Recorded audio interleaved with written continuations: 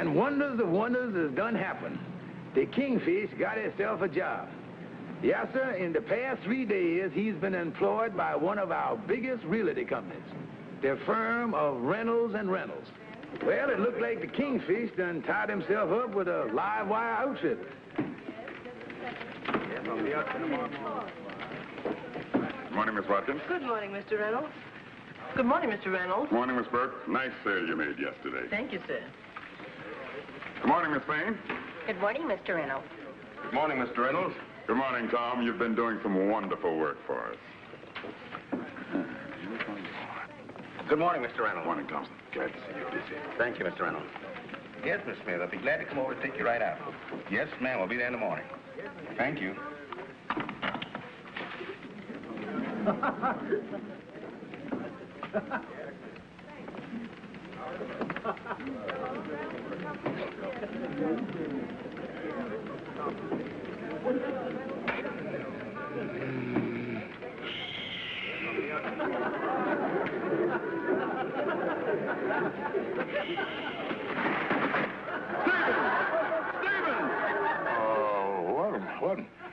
Want to buy a house? Uh-oh. Good afternoon, Mr. Reynolds. Stevens, you've been with us 4 days and you've done nothing. Now I find you here like this. Stevens, you're finished. You're fired. Well, what are you waiting for? For you to close the lid. I ain't finished my nap yet. Hi, home.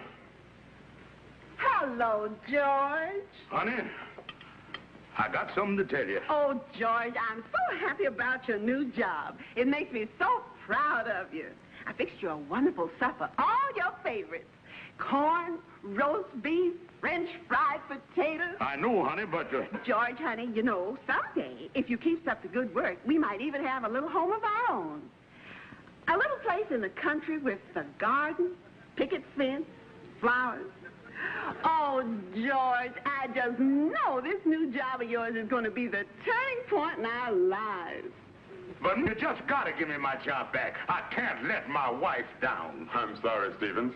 There's just no place for a man like you in my organization. But, Mr. Reynolds, I won't sleep no more. I'll work day and night if you give me just one more chance. Anything. Stevens, I'm going to give you another chance. We've just taken on 4 houses up around Yonkers. Now, if you can sell one of these between now and, let's say, Saturday, we'll put you back on the payroll. Thank you, Mr. Reynolds. Thank you. Thompson will give you the details. Thank you. Thank you.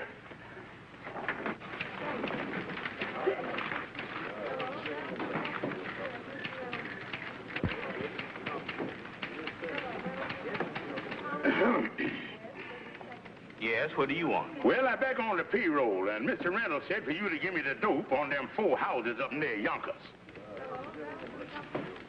There you are, brother. They're all yours. They're a little on the old side, ain't they? What are they asking for them, 3,000 or 4,000? 500. Only 500? How can they sell this for only 500? Well, because nobody wants them. They've been condemned by the state to put through the new highway.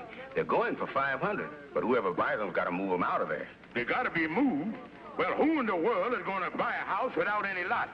Stevens, there's 7 million people in greater New York. I suggest you start with the A's.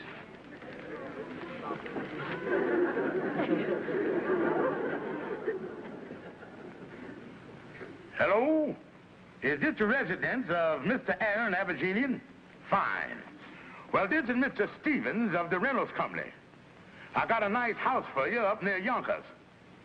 Yeah, 2 stories, 3 bedrooms. The lot. Well, I can explain that. See, there ain't no lot, but it would be easy for you to...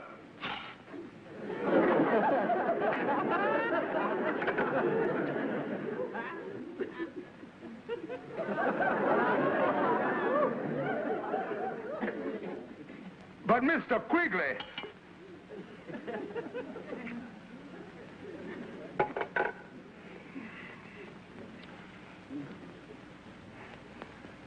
But Mr. Ziegenspiel...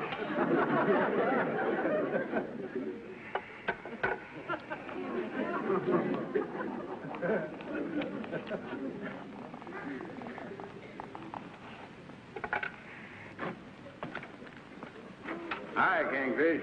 Be with you in a second, Andy. I'm on the phone here. Yeah.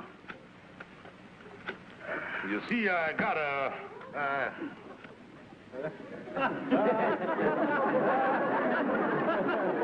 Andy, did you ever consider the beauties of home ownership? Home ownership?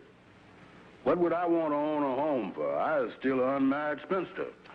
Oh, Andy, I'm talking about a place in the country. Do you realize how unhealthy the city is for the human physiognomy?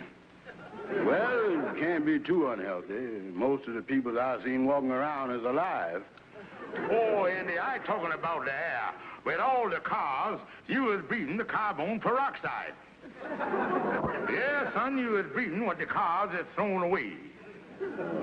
That's bad for you? Oh, yeah, Andy. There's nothing like the country. With the honeysuckle twining and the magnolias knolling, oh, I tell you, it's a vegetable paradise. And you know, Andy, I don't think anyone has ever expressed it quite like that great Greek poet Omar Khayyam. When he said, give me a house by the side of the road, a jug of wine, or a hank of hair, and thou. Well, that's a mighty pretty thought, all right, but it don't make too much sense, do it? Well, I admit it suffered a lot in the translation, but what Omar was driving at was you ought to buy yourself a house. Yeah. You know, I didn't think I wanted a house when I come in here. But the exhaust fumes and Mr. Kayak and the magnolias, it don't sound like too bad an idea. Nothing like it, Andy. And I got just a place for you, Andy. And it's only $500. Not a bad-looking house. $500. What's wrong with it? You can see there ain't nothing wrong with it, Andy. You can see for yourself there. Yeah, it looks all right. But a house is a lot of expense. Taking care of the grounds and everything. And... I tell you, Andy, with this house, the grounds is one thing you don't have to worry about. Andy, we go down to the real estate office now and sign the paper.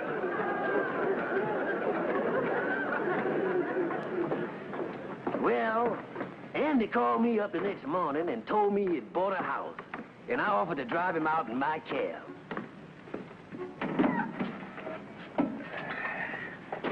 Sure was nice of you to offer to drive me out to my new house in your cab, Amos. Oh, don't mention it, Andy. I'm anxious to see your place myself. Sounds like a wonderful buy. Oh, yeah.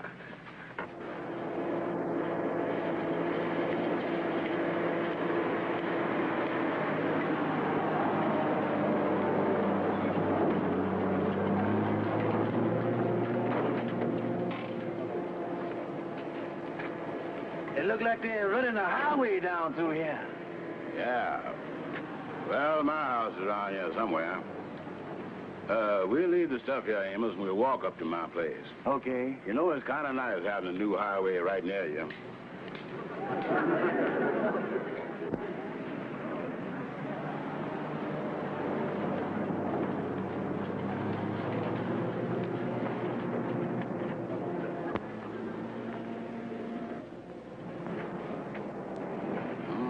Kind of early to be looking for stars, ain't it? Oh, no, Andy. That's a surveyor. He laying out the highway. It goes straight through where he was looking up there. Yeah, let me see here.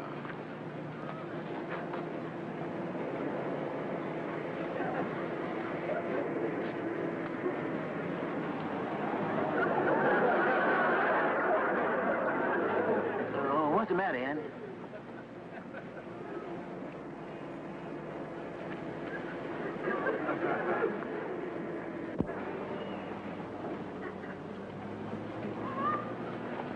I want to ask you some questions about that house down there. Yeah? Do this new highway you building go to the right of it? Well, does it go to the left of it? Do the highway make a dead end just this side of the house?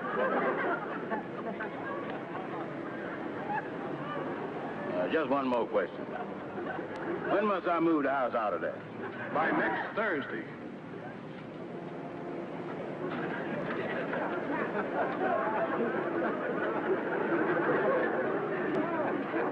All right.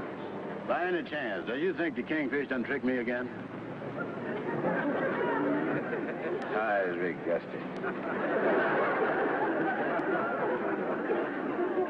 Great work. I didn't believe you could do it. Thank you, Miss Watkins. And let me tell you, Stevens, I'm a man of my word. You go back on payroll as of today. Thank you. It was a great piece of sales work, Stevens. Selling a house without a lot. I trust the buyer is happy. Oh, happy as a lark. I tell you, Stevens... Excuse me. Yes, Miss Watkins? There's a Mr. Brown out here to see Mr. Stevens. Mr. Brown for you, Steve. Mr. Reynolds, I show that you was familiar with that old expression, discretion is the better part of valor. Well, if you will pardon me, I'll discreet myself down that fire escape.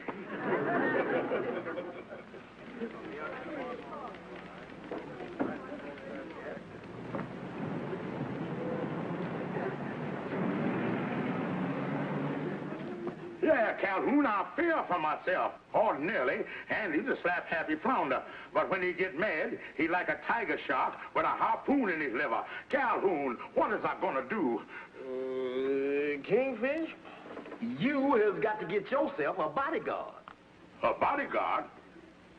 Oh, you mean someone to protect me from Andy? Yeah. Oh, boy, that's a great idea. But Calhoun, does you know any bodyguardian? I is happy to say that among my acquaintances, there's one Slugger Judson, one of the greatest heavyweights that ever kissed the canvas. Fine, Calhoun. I go over to the lodge hall now, and you have him meet me there. Oh, boy, that bodyguard is a great idea. Now, Slugger, is you sure you got this straight? Because the details is very important. You sure I got it? What do you think I am, stupid? I better run over this with you again.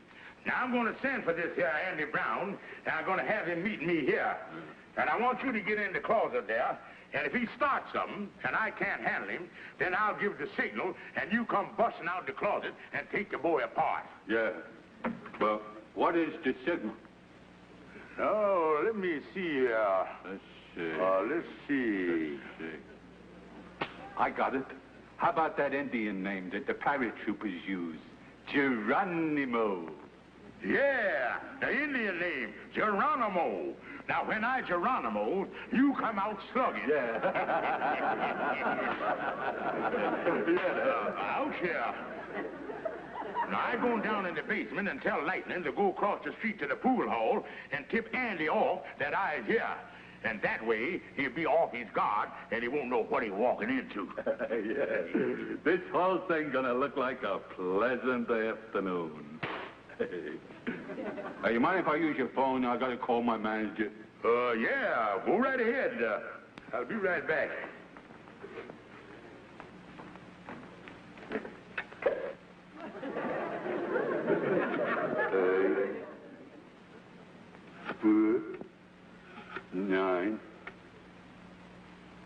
Nine. Hello? Oh, Joe. This is Slugger. Well, where have you been? I've been looking all over for you. Get down here right away. Well, I can't come down now, Joe. I got a little job, but... Listen, you lug. I knocked my brains out to get this fight. Get down here, or the deal's off. Okay.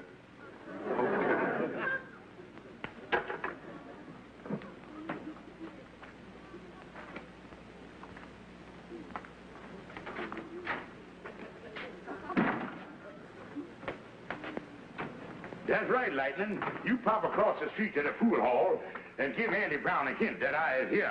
Yeah, so I'll pay right on over there.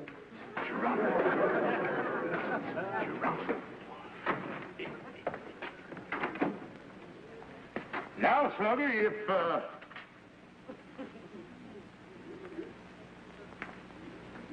That's it, Slugger. Stay in the closet. That's you in your head, Slugger. Now all I gotta do is sit here and wait for the slaughter.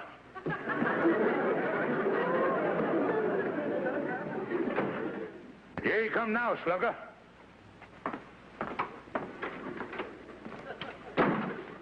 Kingfish, give me my money back or put up your dukes before I start closing your face in from 5 directions. Now, wait a minute, fat boy. Fat boy? You heard me. And don't come busting in here like this. I'm liable to lose my temper. You liable to lose your temper? You talking awful big, Kingfish. So what? What are you going to do about it, stupid? I'm going to find out if your fist is tough as your mouth. That's what I'm going to do. You asked first. Geronimo. Just step back here and wait for the massacre. Punch you right in the nose. Geronimo. Kingfish, what's going on here? Stop. Now, wait a minute, Andy. Andy, wait a minute. Geronimo. I want... Rain in the face. Jim Thorpe. Kingfish, stop defending yourself. Time out, Andy. Time out? Yeah, I got to step in the closet here and investigate the Indian situation. Be with you in a minute, Andy. Slugger, where is you? Slugger, Slugger. This ain't no time to be playing puss in the corner. Kingfish, come out of that closet before I come in and tear you apart. Be right with you, Andy. Slugger, Slugger.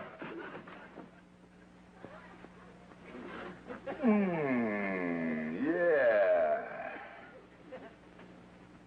Kingfish, come out of there. Did you want to see me about something, Andy, old pal? I sure did. Andy, I bet for a minute you thought I was serious about beating you up. Didn't you, good friend, sweet boy, lifelong pal? Oh, don't give me that stuff. Now, wait a minute, Andy. The whole thing was a joke. Kingfish, this is the dirtiest trick you done ever pulled on me. Sticking me with a house that ain't got no lot. Now, wait a minute, Andy. I'm going to make good. I'm going to make good. You is? Why, certainly, Andy. You don't think for a minute that I'd stick you for a house without sticking you for a lot, too. Sounds more like it. Now, Andy, I'm going to supply the lot, and you can move the house right on it. Meet me here at 3 o'clock this afternoon, and I'll have everything worked out for you. You ain't up to no tricks, is you? My word of honor, Andy. I'm going out now and get you one of the finest lots in the whole city of New York. Well, you better, Kingfish. That's all I got to say. That's right, Mr. Reynolds. You being a big real estate man, I thought I'd come to you. I want to buy a lot, one I can move a house on. Well, I don't know what this is all about, but I'm sure we can help you. Just what did you have in mind? Well, a large residential lot, nice neighborhood, view, shade trees. Fine. Just, how high did you intend to go? Well, if things is right, I am prepared to go as high as $82.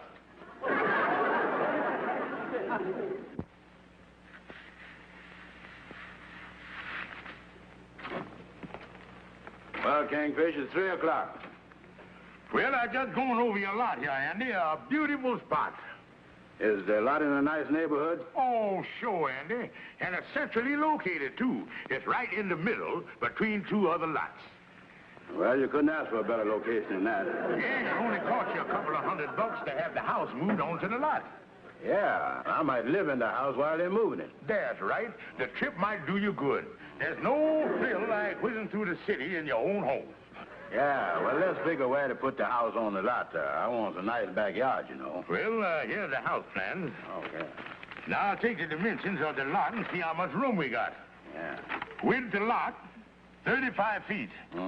Width of house, 42 feet. Andy, I think we better go over these figures again. They ain't jibing like they oughta. Width the lot, 35 feet. Width of house, still 42 feet. Andy, I think I hit upon what the trouble is. Your house is a wee bit bigger than your lot. A wee bit? Kingfish, this house is 7 feet too big for this lot. What in the world is we going to do? Well, Andy, nothing to get excited over. In the real estate circles, that's what's known as overlapping. I think the smartest thing to do is make a few altercations. Altercation? Yeah, now you could cut 7 foot off of the house and bring the outside wall in, and there you is. Yeah, but what do that do to the inside of the house? Well, now taking 7 foot off of the dining room won't hurt it a bit.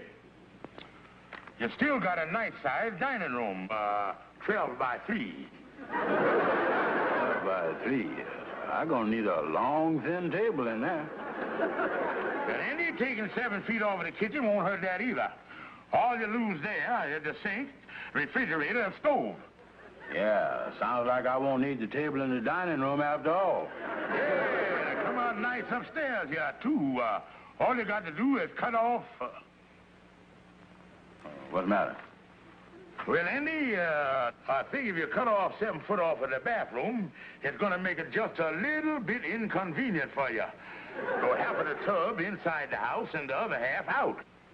Half the bathtub outside? Well, that ain't going to look too neat, is it? Well, you can spread a little ivy over there and make it look like a window box. Yeah, but when I takes a bath, how's it going to look to people passing by? Me sitting up there taking a bath in the window box. Andy, you just got to wear your bathrobe when you take a bath.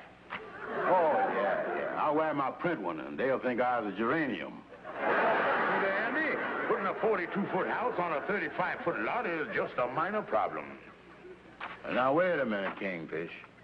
I've been thinking this whole mess over. Now, I ain't never been a fussy guy, but I ain't gonna stand for jamming that big house on that little lot. You gotta do something. Now, wait a minute, Andy. A bargain is a bargain. You bought the house, and that's that.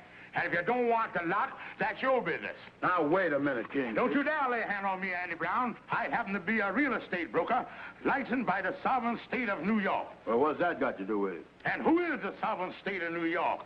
The people. Well... And who do the people elect as head of the sovereign state of New York? The governor. That's right. And have you got the nerve to stand there and punch Tom Dewey in the nose? No, I don't want no trouble with the governor. I ain't got nothing against him. And on top of that, I can't give you your money back. It'd be a violation of the building code. Well, how would it do that? I sold you a stucco house, and under the law, you is the stuckee. Now, get out of here before I think of some other law you done broke. Oh, me.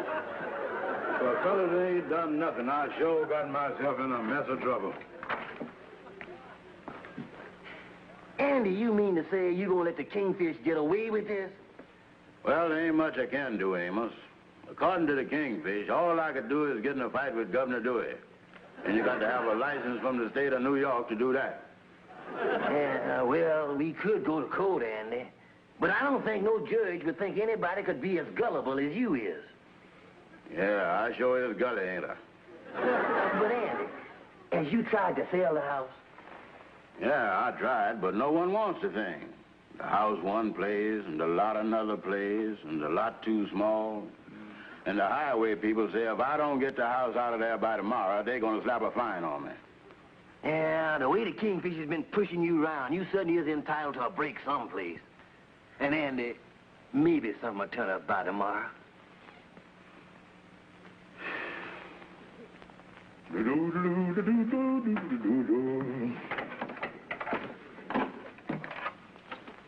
Sapphire, hi home.